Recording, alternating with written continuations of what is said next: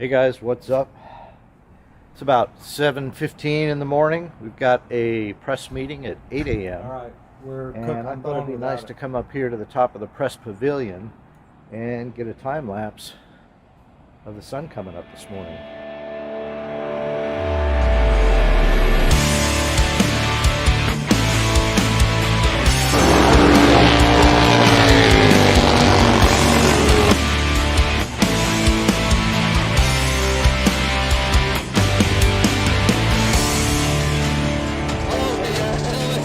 Yeah, that's my home shop. That's right. Florida. Yeah.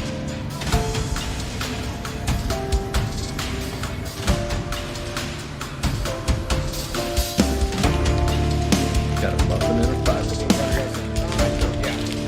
Yes, sir.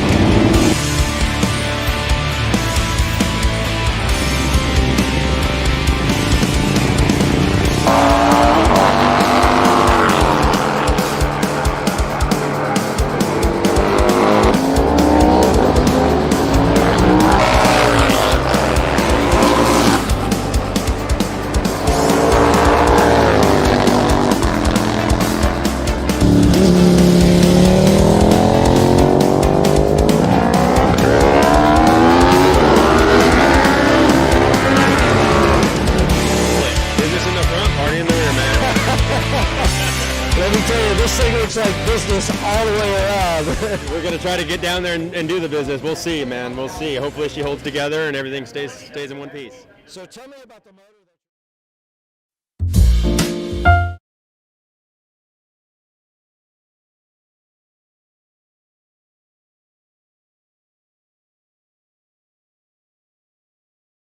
Hang on. Try this now. Can you hear me now? There we go. Holy moly. Gosh. Let me tell you guys. What a pain in the neck. So, just FYI, I don't know if you can see all the way over here, but it's still not working 100%, but I'm still downloading at 58%. I don't know what's going on. It's such a small file, but it's taken forever. How's it going, everybody? I hope you are doing great. I appreciate you tuning in to watch the show tonight. Well, I won't call it a show. I just want to call it a discussion. But hey, somebody send a chat if you would, so I can make sure that that is keeping up with me. I want to thank everybody for following me while I was out at Laguna Seca. It was a ton of fun for me, but I really had more fun just talking to you guys and uploading videos from the races and keeping you up to date with what was going on. Let's see. Okay. Sounding good. Awesome. Thank you, Dave. I appreciate it. So, just start throwing questions at me if you like. I've got a couple things prepared that I want to show you guys when we get a chance. But I wanted to kind of use this opportunity because I am getting all kinds of questions from a lot of people, and there's a lot of crazy things going on out there. People are getting things mixed up about what happened out there, how the bikes were set up, what happened with Frankie Garcia, how he wound up laying on the ground. But so if you have any questions, go ahead and throw them out at me. Just got home and looky here. Yes, Mr. Southern Rider, that is my friend Buck. Let's see if I can go up here. Thank you so much for the shirt, hat. Yes, Paul, thank you. If you guys don't know, Paul Navis is a service manager, I believe, at the Mall of Georgia Indian dealership. And there's a chance we might see him in a few days too. Maybe. We'll see. But anyway, I had a ton of fun while I was out there. It was a lot of work, let me tell you. Schlepping around a big camera bag just full of lenses and charged up batteries and all kinds of stuff.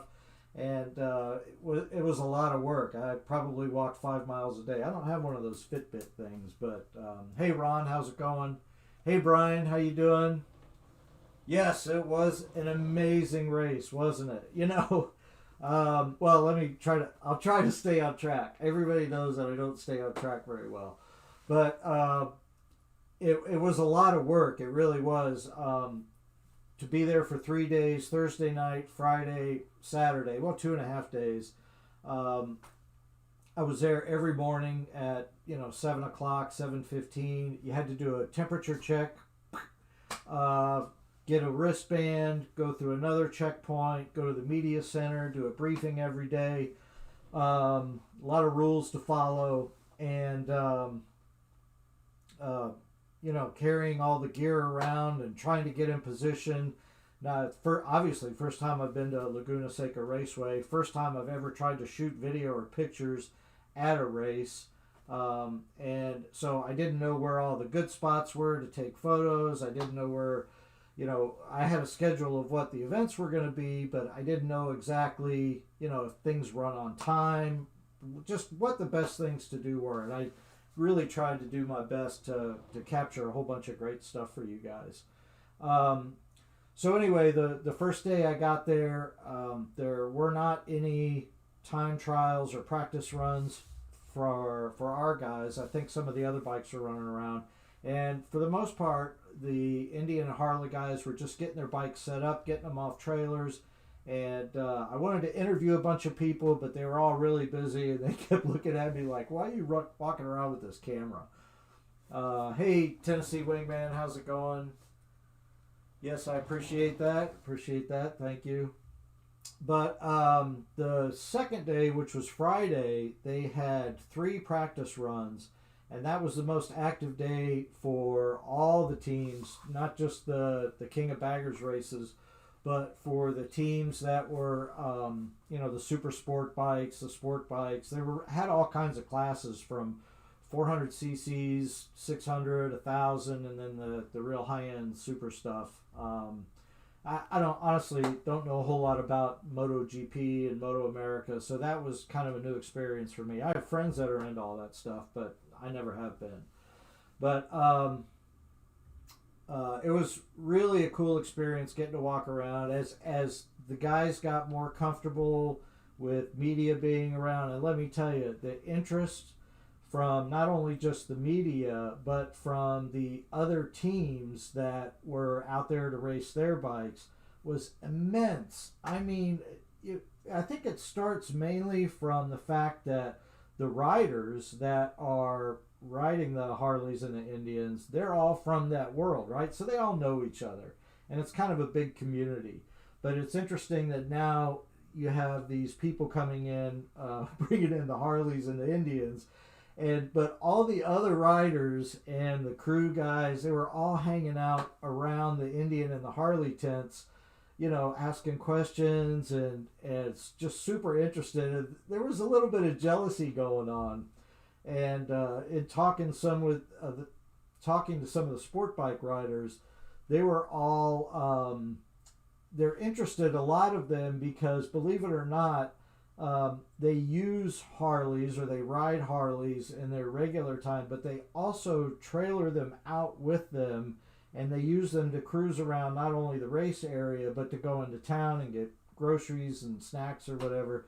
So they're all just riders anyways, and that's the cool thing about it. And they loved looking at the setups on the bikes, and they loved talking to the other riders. And like I said, there was a little bit of jealousy going on. So let's see if we got any questions here. Buck, I was able to meet Roland Sands, and let me tell you, he's got a guy on his crew named Aaron, and I wish I had a picture that I could throw up here for you, but you'll see it in one of my upcoming videos, I'm sure. But this guy, Aaron, really cool dude. This guy single-handedly did everything on Frankie Garcia's bike. I mean everything. The guy was literally, if he wasn't working on the bike, he was sitting in a chair next to the bike or eating a sandwich next to the bike. It was his baby. I mean, he gave me the whole story, not all of which is actually none of which, because I didn't interview him officially. But he told me how, well, maybe I'll start it this way. I don't know if you guys know kind of the whole story about how the race happened and how it got started, and I'm not going to go into all that, but the S&S group started with Indian way in advance, like months and months before Roland Sands got involved. And they literally got Roland Sands' team got involved like 30 or 45 days before the race actually happened. So they got their hands on the bike, stripped it down to nothing, basically communicated with the S&S team and figured out how they were setting up their bike, because they'd been working with Tyler O'Hara, the rider, for a long, long time. And hang on a second, Mike, what are you saying? Oh, Dan, we are proud of you. Oh, thanks, man. That's awesome. I appreciate that. Which bike? Someone said they started 1 year in advance. No, I don't think that's true. Someone may have said that, but based on what S&S told me, they didn't have anywhere near a year. It was more like March or so when they got involved with it. And even at that point, it was kind of tenuous. But anyway, hey, am I still online? Because all of a sudden all my viewers dropped out. That's interesting. Okay, so I'm just gonna keep going. They got the... Actually, Buck, they took over 200 pounds off the bike, is what they told me. But anyway, what I was saying is the bikes were almost set up identically. And the S&S bike, as I think I've told everybody, had a set of cams put in it that S&S developed on their own, and probably with some help from the people at Indian. And then the tune that they had was also, first they built the bike without the cams, and then eventually they got the cams late in the game, but they had already tuned the bike and everything. That tune in the previous setup was transferred over to the Roland Sands bike, but the S&S bike was able to get the cams in and then get that tuned to work with the cams. So they're set up a little differently, and obviously O'Hara's bike was quite a bit faster, right?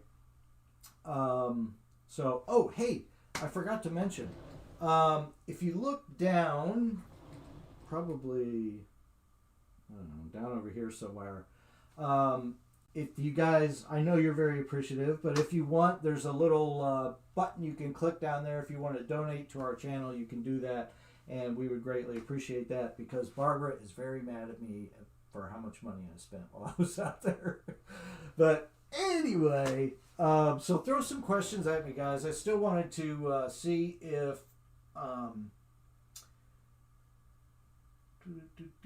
sorry, I'm trying to read these. Was the S&S bike smoking?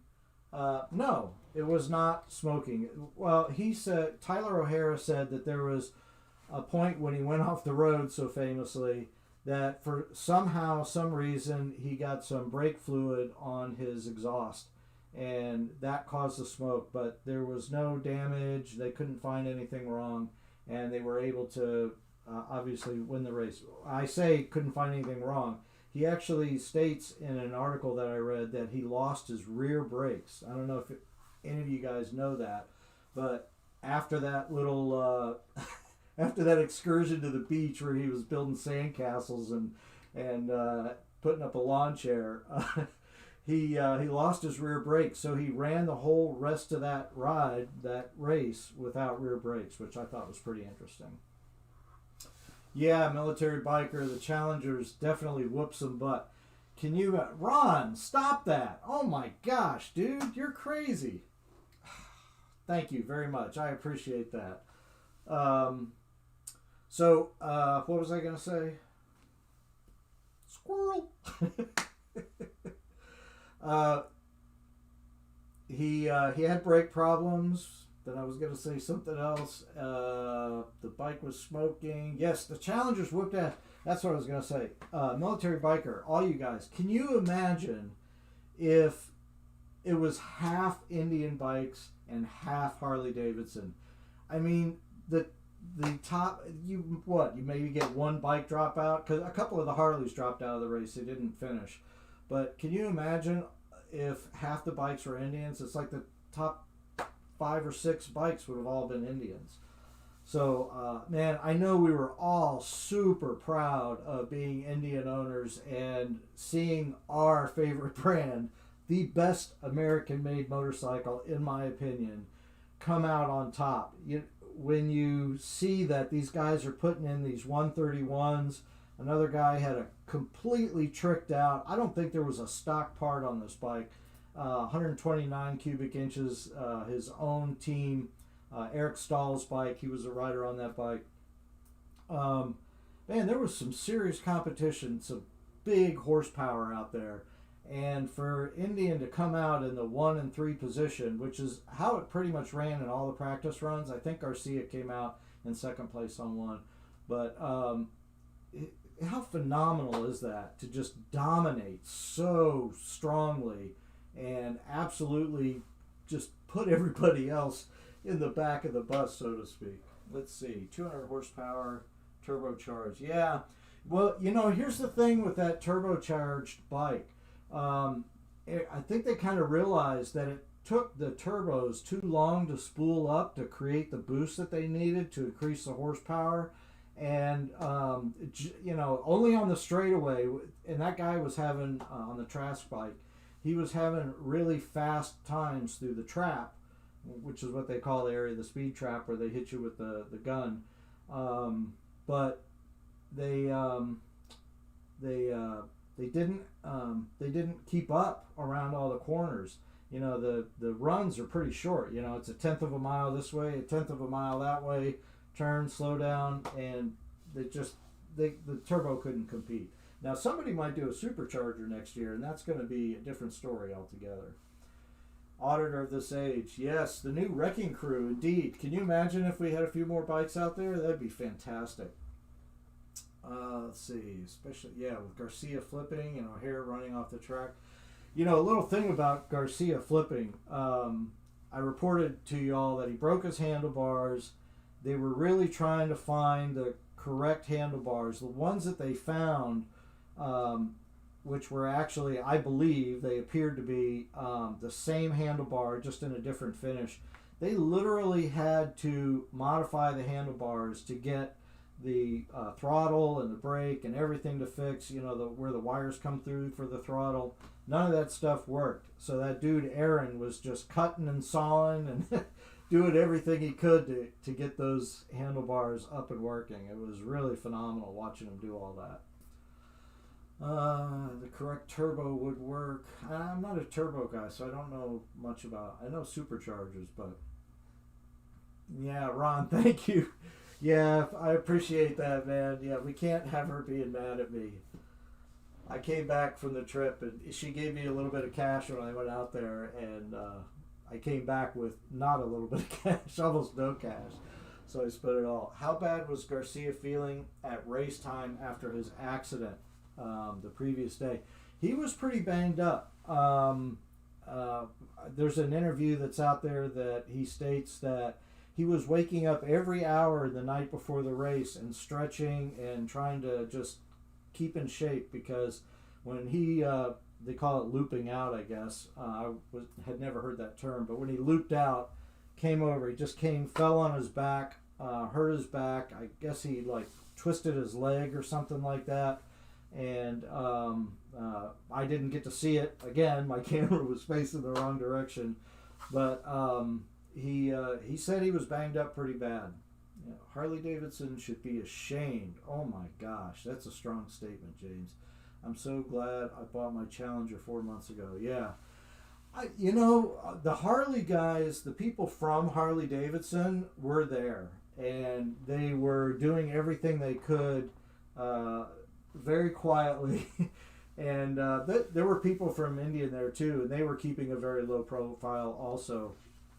But they were everybody was trying to help everybody. Like I said before, there's a lot of camaraderie. The people from Drag Specialties and S&S and Fueling and and a bunch of the other brands, they all know each other. You know, they're parts distributors, they're parts manufacturers. They all have. It's a small community, obviously. So they were all helping each other. It was a good friendly rivalry for sure, but it was still a strong sense of competition. You know, you talk to one team and they're like, "Oh, it's just an exhibition. You know, we're really not out here to try to win." Yeah, bullshit. They definitely are. Mike, I don't like Harley corporate. Yeah, the $1 million bogan thing. Yeah, that's. I'm gonna stay away from that, but. You know, I don't like Harley corporate for the way that they treat their customers. That's what I hear. That's what I experienced myself. That's why I don't own a Harley. They're great bikes. They make a good product. It's just not for me. I wanted to go a different route. How fast did they go on the straightaways? That's a question from Chuck. Some of the top speeds were clocking at about 130, 132. They don't show it up on the screen or anything, but in the media press center there's a display and it shows all the top speeds, the quickest times, things like that. So, Auditor, thank you, dude, man. That's very kind of you. Wow, I really appreciate that. Holy cow. Yeah. Oh, actually, I should say Barbara appreciates that. Yeah. But yeah, man, they were flying, absolutely flying over that straightaway, which is not a straightaway. There is really not a straight section on that entire course. You can't really tell from the video that I posted, but that main straightaway in front of the grandstands, at about a 3/4 point of that distance, there's a significant ridge, and I'd say it probably goes up maybe 20 feet in elevation from the low end on one side to the low end on the other side where O'Hara went off the road, and there's a curve in it. So if you can look that up, actually I think I may have a picture of that shows that pretty good. But as the bikes are going up over that straightaway and over that ridge, man, you can see the guys are really, they're laying it down on a straightaway because it's not straight. They got a curve, so they're definitely hauling butt through there. It's getting harder and harder not to be a brand basher. I'm glad Polaris is working so hard to make Indian a relative brand. Yeah, absolutely.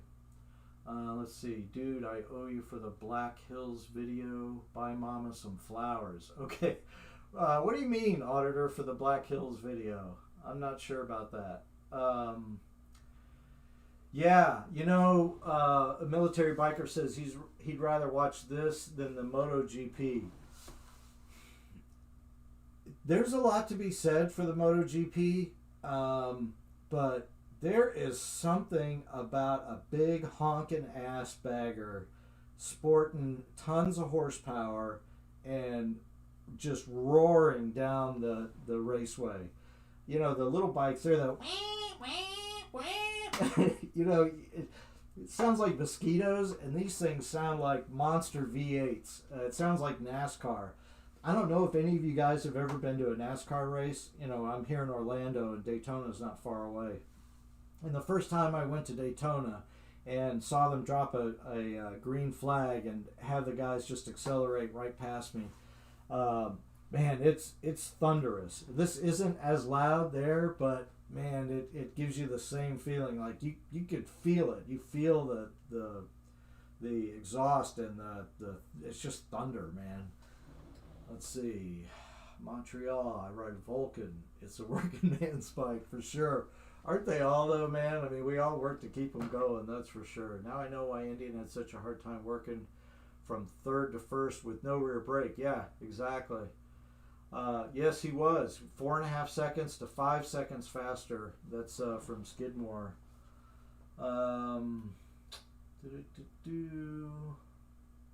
Yeah, the flat tracks. Yeah, I've seen a flat track race. They do roar, but they're smaller motors. They do rev higher. These things were just thumping. It was really something to see. So do you guys have any more questions? Oh, you know what? Let me show you guys something. This is really cool. Okay, hang on a second.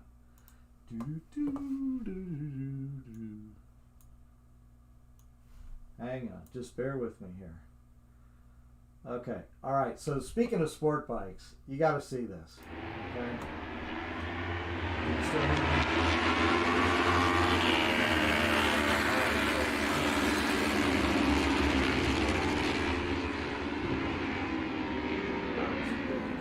Okay, now watch as they come around the corner here.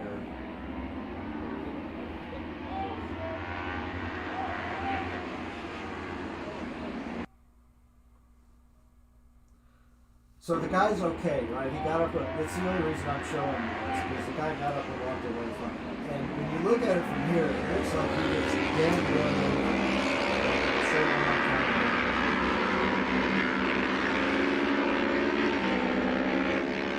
He got hit in just the right way there.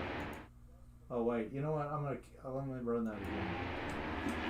So he gets hit just perfectly right on his back, and the bike pushes him out of the way. So it looks like he's getting run over and creamed. Yeah, he nearly did. I think he did take it to the head, honestly, if you really look at it. I don't know if you guys can pull it up and make it bigger.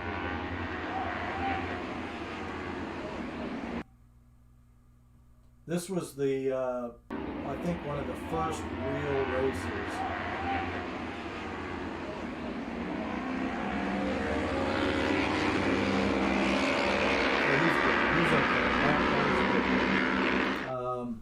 All right, so let's see. Yeah, ouch is right. Do you think in the future they will add the BMWs, etc.? You know, not in this series, because this is all sponsored by Drag Specialties. And Drag Specialties, they don't sell parts for foreign bikes. They sell parts for Harleys and Indians, at least as far as I know. Maybe they do, but when I talked to the guy from Drag Specialties, and I have an interview with him that you'll see probably next week or something when I finally get all this video edited, is he said that they really want to keep this with American-made baggers because it's a target market that they really want to expand on. And I actually got to talk to Richard Varner with Moto America. He's the president of Moto America, and it was just a chance meeting that we had up at the media center, and he was thrilled beyond belief. You can't imagine how happy this guy was to see that race come off like it was. He was disappointed that a lot of people couldn't see it, but they were really happy with it. Okay. Da-da-da-da. Top Fuel Dragsters, yeah. Okay, one other thing, Crimson Channel. You say here, do you think if they add more races in the future, they will let Goldwings, etc.? They are going to have more races. I heard from multiple sources, including Mr. Varner with Moto America, including the guys from Drag Specialties, that next year they are going to have, or they're planning on 3 more races for this series. And they don't know when or where, what tracks they're going to be on, but they are definitely going to do this again next year. They want to make this a thing, and they think it's really going to catch on, and I think it will. I can't wait to see a bunch of big hairy bikers hanging out at the Moto America track with all the skinny little guys on the sport bikes. I think that would be awesome because, you know, we're all just having a good time on 2 wheels, right? Did I see anything new from S&S for the Challenger? Well, Chris, the cams. So Chris Adams asked if they're going to be new parts, and they developed a set of cams, and not only are they cams, but they are California compliant cams for all you guys out there on the West Coast. So those will be coming out soon. We will have cams for the Challenger. I'm guessing that we're going to probably see some from Lloyd's, etc. You know, I think it's interesting. I don't know if you guys know this, but about, I think 2 weeks before this race happened, DynoJet came out with their tuner. And I had just put out a video where I stated that all the tuner guys were really ticked because nobody could crack the ECU codes because Indian doesn't just give them out. The guys have to figure it out on their own how to crack into the ECU and load new software in or load new maps, I guess. And it's really funny that after Indian and SNS were tuning the bikes, because there's no DynoJet tuner on there. This is all tuned directly from Indian. Right before the race, DynoJet comes out with their own tuner. I thought that was pretty cool. Let's see, carb cams. I don't know what you mean by that, Mike. Oh, Chris, you put the Power Commander on your Challenger. Cool. So when did you do that? That must be recent, right? I'm curious to hear what you say about that.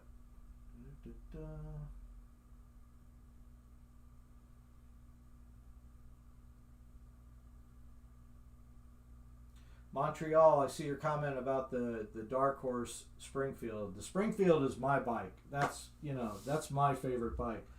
A lot of you know that I just did a 116 kit on my bike a few months ago, and Barbara kind of gave me the idea or the choice. She said, you can get a new bike or you can do the 116 kit. And at the time I was like, well, do I really want, because I love being able to take the windshield off and ride without it. And so I decided I'm not going to get a Challenger. I'm just going to do the 116 kit. I got to tell you, man, and I hope you guys feel this way too. After watching those Challengers absolutely dominate out there, it kind of makes you want one. I mean, it really does. Right, honey? Honey? Crickets. There's a guy who's an expert at cracking codes. Okay, Chris. Oh, Chris, you just did yours last weekend. Okay, that's what I wanted to know. No, I am not. So this download is finally done, and it wants me to install it now. Yeah, now. Get off my computer. Hang on, let me close this out. Sorry, guys. Hate for you to have to look at the back of my head. Anyway, Baggage guy will ride a couple 100 miles for a race and a hot dog. Yes, Mr. Crimson Channel. I'll ride a couple 100 miles just to burn the gas out of my tank. What about the bikini bike wash? That's funny. So yeah, Chris, let me ask you a question. When you did the tuner, did you tune it yourself, or did you put it on a dyno? And I'm curious to hear what you got if you did. Hey, one last thing, guys. For some of you new guys that just joined, if you really appreciate all the effort I went into going out there and doing all this, you can click on that little $sign icon down there. Donate a couple of bucks. I'd appreciate it. That keeps Barbara off my back. Anyway, hey PA Biker, how's it going? No, but really, Chris, I want to know. Well, Chris, you said it's been out for a while, but I just got an email announcement like 2 weeks ago or 3 weeks ago that the Power Commander 5 had just come out. You used a canned map. It's just a piggyback system for now. Okay, so you haven't tuned it. That's a good segue into what the horsepower was. The guys said that they were getting another 30 or 40 horsepower out of the motorcycle. So it's so what is that? 155 horsepower, something like that. 160 horsepower, which doesn't seem like a lot, but I guess they were able to shed a lot of weight. Over 200 pounds. I happen to weigh right around 200 pounds and a little bit more. And I can imagine what it would be like for, to kick me off the back of the bike. Hey, honey, Buck says hi. Oh, she can't hear me. I think she's in the other room watching NCIS or something. How many Indians were at the Indian Record Parade? I think it was 600, something like that. Michael, you just purchased a vintage Dark Horse. Nice. Good for you, man. I love that. That is a cool looking bike.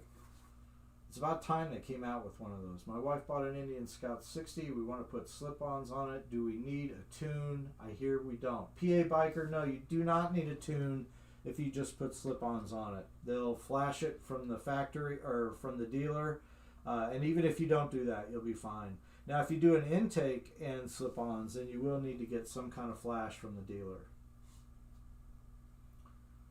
Oh, auditor, yes, you said hi. Barbara, auditor of this age, said hi too. Of the age. Of this age. Yes, of this age. She can't hear me. She's like in her bedroom. She's watching NCIS. How many Indians were at the record parade? I already read that. To see if the Challenger will be put. Dave, they are putting the Power Plus into another bike. They're putting it into a fork-mounted fairing bike. That is the rumors that are going around. It's probably not going to be for another year till we see it. But it is coming. It is coming. Okay, she says, are you watching it? Why don't you come in here? Would you guys like to see Barbara? Tell me if you want to see Barbara.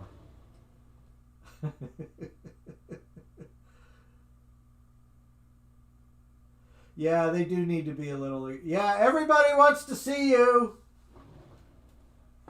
She said, okay. Yeah, they do. Man, I don't like those stock pipes on there. But you can't go too loud. Barbara has, on her bobber, she has the crushers, and they're way too loud. They're so loud. It almost... she doesn't want to ride it sometimes because of that. We can only do short rides on that. If I do the cat delete from tab performance, do I need a tune? James, that depends on what else you're doing, man. If you're doing an intake and slip-ons, then you probably should get a tune. You're really going to be able to take advantage of it if you do. Sherry is watching here too, and Miss Barbara also. Here she comes. Ladies and gentlemen, the one and only Miss Barbara. Hey guys. See, there you go, right there. Hey. Hey everybody. Sorry. Are you happy to be here? I am. I'm working on setting up my phone. Oh yeah. So we had a bit of an issue yesterday. Barbara's cell phone got stolen, if you can believe that. Somebody just at the mall swiped it out of your purse or No, off your... I laid it down to look at a t-shirt and somebody walked in behind me and took it. Yeah. I was not happy. Chuck says, hi, Barbara. Sandy says hi. Hi. Crimson Channel says, Barbara, Barbara, Barbara. Yay! Yay!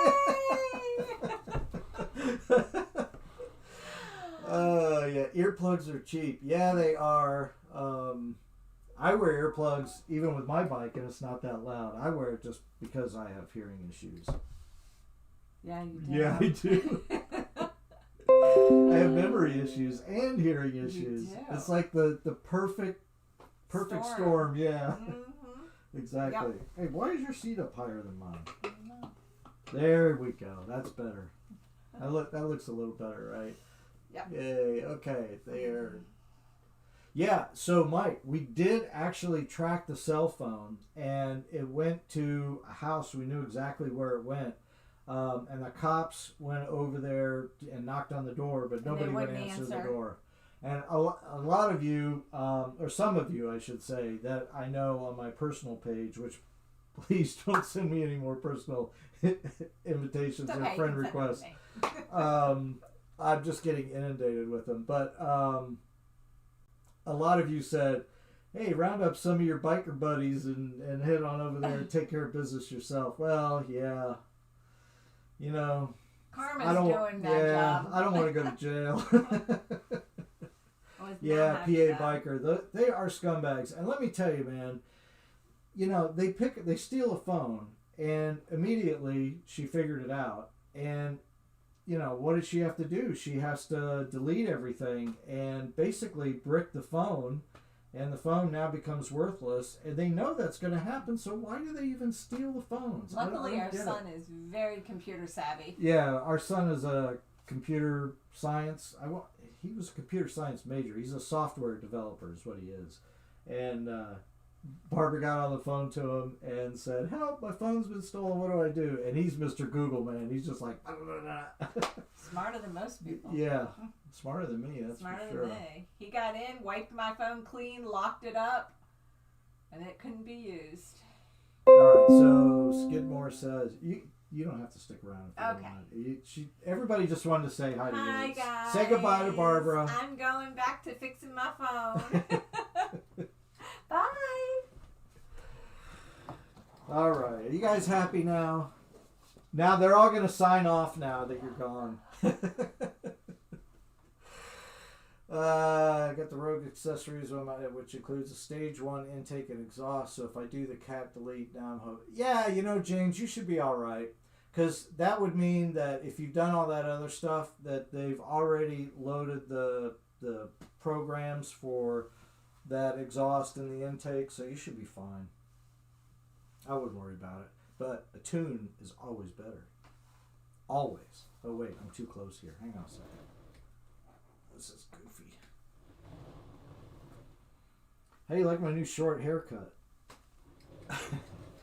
Anyway, okay, Barbara says hi. Set up for DH. Reinhardt's in stage 1. Air intake. Man. It never stops, right? I mean, we just always want to keep doing. I'm pretty happy with where my bike is right now. I'm not really looking to do anything. I am going to do a seat. Oh, speaking of seats, hang on a second. Before we do something, I got something else to show you guys. This is really cool. Hang on. Where am I going? Where am I going? Hang on. Okay. All right. Check this out. Check this out. Can you hear me still? Yeah, you can still hear me. All right. So this is a set of photos I took during one of the practice rounds. And in the front, you see this number 50 bike. And he looks like he's cruising along pretty good, right? And look who's behind him. Mr. Tyler O'Hara. Right? You don't see him there, but you see him here. And I'm just going to click through these photos real quick. And they come around the corner. O'Hara's going really wide, but he is digging into that corner. And the other guy looks like he's out for a Sunday drive. But O'Hara keeps the hammer down, and now you can see he's actually past him. And now he's way past him, and now he's probably almost a full bike length past him. But I thought that was pretty cool. Boy, I tell you what, I learned how hard it is to... Oh, let me go back to this one. I learned how hard it is to shoot photos at a racetrack with bikes going past you at 60 miles an hour and doing photo bursts. I took over 2,000 photos while I was out there, and I probably have maybe 25 that are good. I think that's the way it's supposed. Race the 116. Yeah, Crimson Channel. Man, I would love to see that. I don't think it would be competitive, but I hate to say it, but I think my 116 is almost as fast as a stock 108. I hate to say that. I mean, the stock 108 is pretty damn fast, as you know. But it's not fast enough to compete with a souped up 131 or 126 or 129 or even a massaged 108. It's just not possible. The HD lean angles suck. Let's talk about that, because I wanted to get some photos ready in time to show you this. But let me tell you, there were some rule breakers out there. And you'll see this in my next video that I put out. The Harleys, a lot of the guys chopped up the bags and actually cut the sides out or notched them so they could get more lean angle out of them. They weren't supposed to do that. The officials just kind of shrugged their shoulders and looked the other way, but because it honestly wasn't it really an official thing, right? That nobody's getting points or winning all kinds of prize money or anything like that. This was just for bragging rights. But I think next year, and this came from Paul Beardsley at SNS. Paul Beardsley? Was it Beardsley? No, Beardsley is another follower. Can't remember the guy's name. Anyway, Paul, the principal at SNS, said that next year when this gets gets more accepted, more widespread, whatever, they're going to tighten up the rules a little bit and enforce them a little more. You can raise the bag 4 inches. That's actually in the rules. And actually, don't go anywhere. I have the rules. Oh, I had the rules. Oh, here's the rules. Yeah, I got the rules right here. And you can raise them 4 inches. By the way, something else that's kind of interesting is all years of Harley Davidson or Indian motorcycles are available to race. So, I mean, you could run a pre-war Indian out there if you wanted to. I don't know why anybody would.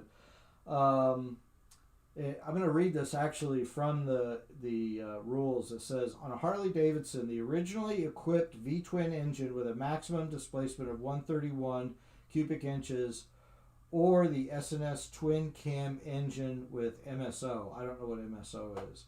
But for Indian, it has to be an originally equipped V-twin engine. That's it.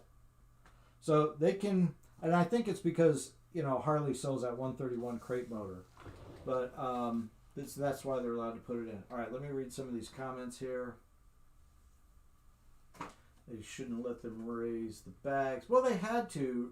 They had to let them. I mean, Indian raised their bags, but they shouldn't have been able to notch them and cut them. I mean, like there was one bike. Their bags were literally this tall, so they not only did they raise them up, but they basically cut the entire bottom out of the bag. No, Daryl, I don't think they're going to race a Chieftain. I honestly don't. I mean, why would you? When you've got that 108 motor, I think a 116 or something like that is just not going to be able to keep up. The primary case was actually modified on the S&S and the Roland Sands bike. They made it narrower. I think Indian Chief has 2 valve heads. Oh, you're talking about the older bike, I think, right? Yeah. So that's it for the rules. If you guys have any other questions about the rules, I could answer that for you too. But there was a lot of stuff that was done that would, like the guys that put the turbos on. There's nothing specifically that says that you can't have it, but it says that you have to use the original throttle body. And I think the purpose, what's the phrase I'm looking for? The intent, the spirit of the rules would have been not to have any turbos, but it didn't reject the turbos or didn't exclude turbos. Oh, let's see. What other questions might you guys have? Auditor, I see your comment about eliminating the cat means getting a tuner. You know what, dude? Pull the cat out, run it, see what you think. If it's not running right, you might need a tuner. Every bike is different. I mean, we all know that, right? But I decatted my Springfield, and I did not have a tuner on it when I did that, at least as far as I remember. But that's been a couple years, so. Crimson, yeah, the quality of the rider. I think that's a true statement. You're right. Tyler was all over the bike. He was using that bike in every possible way. There was, I mean, just in those pictures that I showed you there, he meant business on that corner in a practice run. It wasn't, like he was just out for a Sunday drive. He was getting everything out of the bike at every possible moment.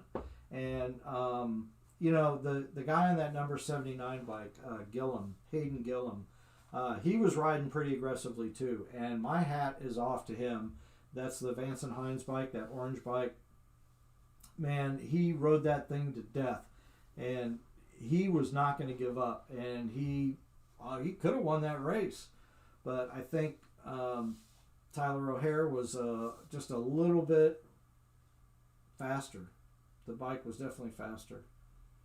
HD fanboys are saying the Challenger is no good to hot rod because you can't put a big bore kit in it. And they say the aluminum frame is drunk. Well, in that case, they got their asses kicked by a drunken framed small bore motor, right? Right? Yeah, the turbos couldn't help the Harleys, man. It just didn't work out.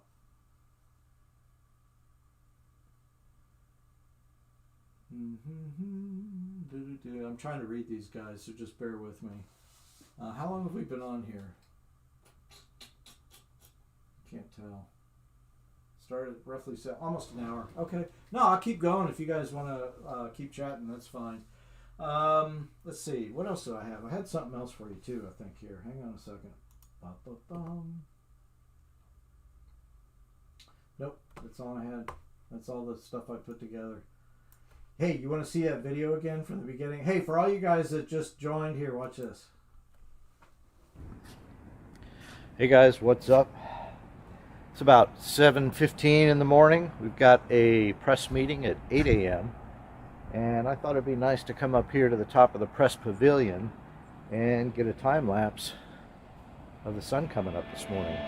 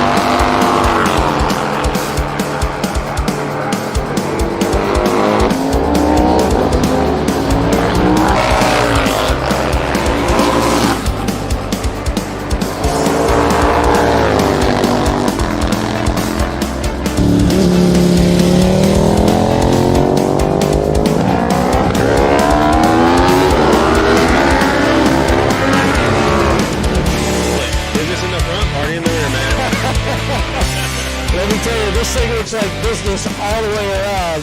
We're going to try to get down there and do the business. We'll see, man. We'll see. Hopefully she holds together and everything stays in one piece. So tell me about the motor.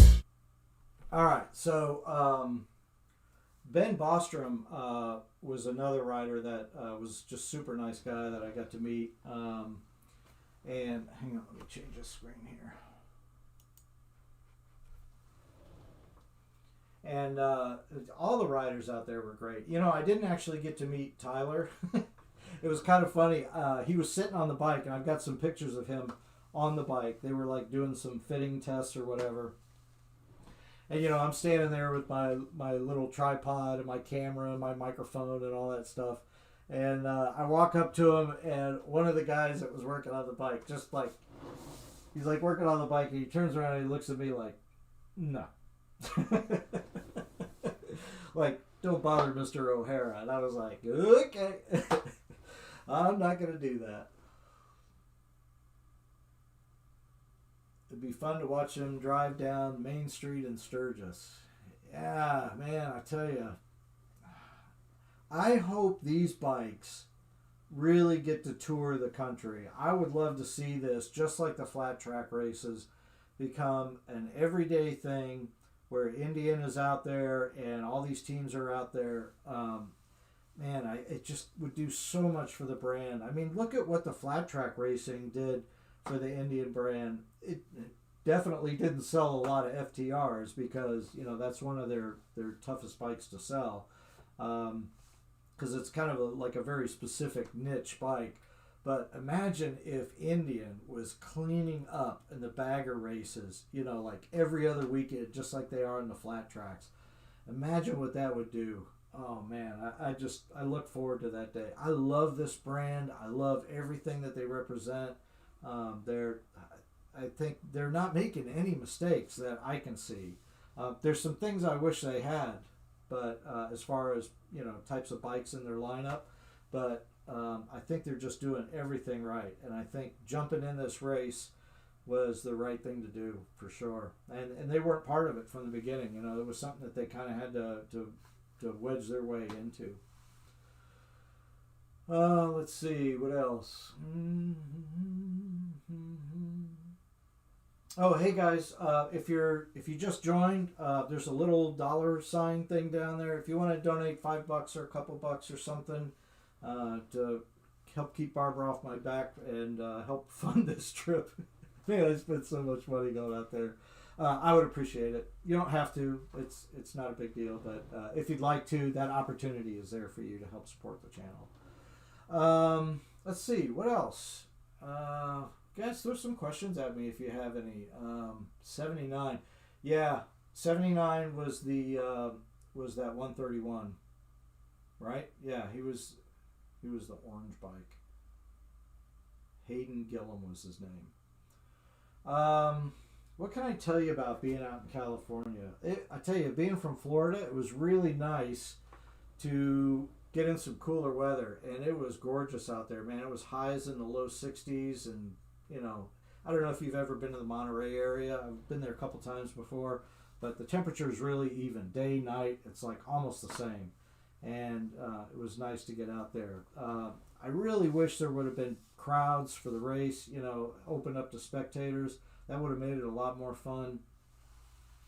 Dave, yes, become a member. Thank you, Dave, for bringing that up. I don't know if it's visible here, but there's a way for you guys to become a member of our channel. You get early access to videos, at least some of you do, depending on what level you choose to support us. We also we send you stickers, and you get discounts on the hats and shirts.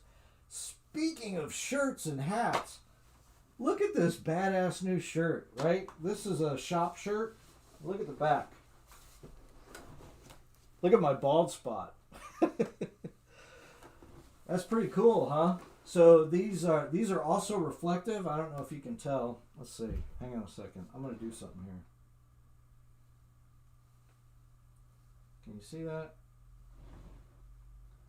They're like super highly reflective. Like you can see these shirts from a mile away. I guess I'm just not capturing the angle right, but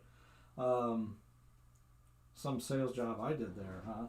Hey Chuck, wow, thank you very much, man. I appreciate that. Really, I honestly, truly appreciate that. Every little bit helps. Barbara doesn't know how much I spent on the new lens when I went out there, so don't tell her, okay? Shh.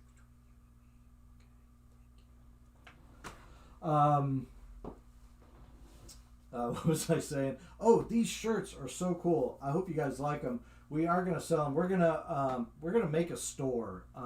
We get people ask us all the time for shirts or stickers, and we have all of that. And we just ordered stickers with the new logos. And this is going to be our logo going forward. We're real happy with it. We're going to have the new full color shirts that I showed about, I don't know, 3 or 4 months ago. We've been working really hard to get the printing costs down because there's 12 colors in it, and it's super expensive to have it screen printed. So this is a big investment for us to put into all this stuff. We actually literally sold out of all of our shirts last time. I think we bought like 80 shirts, and they were gone in like 2 weeks. So thank you guys for your support there. But everybody's asking about these shop shirts here locally that have seen them. I know you guys probably haven't seen them, but I think they're super cool, and I wore it all the time while I was out there. All the bikes rode Q4 Dunlops. That is correct, Saddleman. Oh, speaking of Saddleman, you know, it's funny, I was going to say this. I don't know who this is from Saddleman. I met a guy named Tom out there who is the former principal of Saddleman. Tom, I don't know if that's you. Super nice guy. And he kept wanting me to introduce me to, I think his name was Dave, another guy out there. But I have to tell you guys this, and by the way, give me a show of hands if you guys have a Saddleman seat. That's you, you're Tom, or you're Dave? Dave, oh, okay, awesome. Yeah, you probably saw me, and I probably saw you, but we never got a chance to meet. And I wish we had. But I have to tell all you guys out there that a Saddleman seat was on every single bagger that I saw, and I'm pretty sure I saw every single one, and they were all different. And I've got video of all of them, and they all look absolutely amazing. The quality was off the charts. And Dave, I need to get in touch with you because I have 20,000 miles on my stock seat, and I need to get it redone. I had the cushion redone, and Dave, I don't know if you know anything about me, but I've done some iron butt rides. I did a 1,500 mile ride in 24 hours, and I had to use an air hawk because even my modified seat was not comfortable enough. And Dave, I like to do a lot of long distance rides, and I will spend a lot of time in the saddle, and Buck says I've had Saddleman bags before, but not seats yet. That's right. So, guys, I highly recommend the Saddlemans just from what I saw. I haven't honestly sat on one, but Dave, I'm hoping I'm going to get with you and hit me up. Okay, cool. Thanks, Dave. I'm definitely going to do that. You know what? Dave, while you're here, if you go to our About page on the YouTube channel, you can, there'll be an email address there, and you can shoot me an email. Or if you go to our Facebook page, which is Ride with Two Indians, or Instagram at Ride with Two Indians, then we'd love to. I'd look for a private message or DM or whatever the kids call it these days, and talk to you about having you do a seat for me, because mine's starting to wear. It's all cracked, and I think it's leaking now because it is cracked. And the piping on the seat is all worn away. It looks kind of crappy. But comfort mainly is the thing that I'm looking for. Do Saddlemen make seats for the Victory Cross Country? I don't know. Dave, answer that question. Also, Dave, the issue that I have with getting a seat is a lot of the manufacturers make a 2-up seat for my bike, but they don't make the single solo seat with the accommodation for the luggage rack, and that's been the problem that I've had getting a seat made for me. And so hopefully you guys can help me with that. Maybe I have to send you a pan or something like that. I don't know, but you know, the thing is that a lot of you guys are going into winter right now, and you're parking your bikes, and you're like, okay, now it's time to do work to it, right? Because you can pull it apart, and you could take the seat off for 3 or 4 weeks or a month or 2 months, and it's not going to matter. Me, this is my riding season now, especially in Florida, and I can't be without my bike. As a matter of fact, I hate to admit this to you guys, I haven't been on my bike in over a week because I was in Monterey, and it was hot the week before, and I was working because I do have a real job. This isn't my job, but I hope it to be one day. And man, I'm dying to get on my bike and ride. I'm just dying. So anyway, hey Dave, I appreciate you stopping by, man. That's great, and thank you for the kind words on the videos. Some of them are not so great. I know you said you watched a couple. You know, some of them are just kind of fun, but anyway, I'm not going to apologize because I enjoy my work and I take it seriously. I try to do a good job at it. So let's see what else. Yeah, Saddleman was on every single bike. They all looked different. It was a beautiful work of art, actually. I was very impressed with him. And that guy Tom, great guy, awesome guy. He was very helpful. I really enjoyed meeting him. Okay, let's see what else. I think we're going to get close to shutting this thing down here. 8:39. We've been on for about an hour now. You guys have any more questions about the race or about the track or anything while I was out there about the other bikes? About the rules. You know how hard it is to sit here and talk for an hour? Yeah, my throat's getting a little sore. Thank you, Dave. Thanks for stopping in, man. I appreciate it. I hope to talk to you soon. Anyway, guys, I am going to wrap this up. I want to let you all know that I have a ton of video, and I have interviews, and I have all kinds of artsy-fartsy shit from this trip that I'll be able to make a couple great videos out of, and I really look forward to getting these up. Barb and I are celebrating our 29th anniversary this weekend, so we're probably going to scoot out of town and disappear and evaporate. Yes, I will have my camera with me, so probably generate something out of that. But I'm not going to be editing, and so probably don't look for any kind of substantial videos from me for another week or so. It's been a ton of work. Thank you, James. I appreciate the anniversary wishes. It's been a ton of work, and I am behind on my real job work. Thank you, Chuck. I appreciate it. Happy anniversary to you too. So I've got to take a little bit of break this weekend from the editing, and I'm not going to be here at the house. So anyway, I really appreciate all you guys watching. We had a great turnout tonight. Let me see what it says here. Yeah, it looks like we had over 350 people stop in to watch. And they've been coming in and out, about 40 or so at one time, I think. But thanks again for watching, guys. I really appreciate it. You guys are awesome. I love all your support. I love communicating with you. I love being a part of your life, and I love having you guys as a part of our life.